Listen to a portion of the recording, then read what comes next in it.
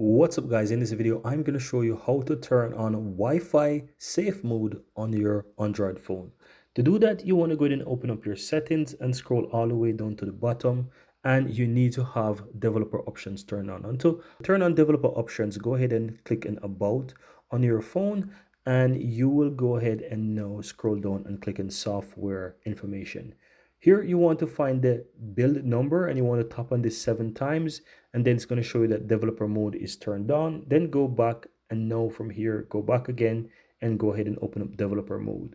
Now within the list you want to go ahead and scroll down until you find the option that says Wi-Fi safe mode. You can also use a search at the top as well, and you'll find it easier for you, but it's not far down, so you just want to scroll down until you find Wi-Fi safe mode. Once you find it, go ahead and toggle it on, and that's how you turn on the Wi-Fi safe mode. So it's a prioritize Wi-Fi stability over performance, and if this is what you want, I recommend that you turn on the safe mode for Wi-Fi. And that's it guys.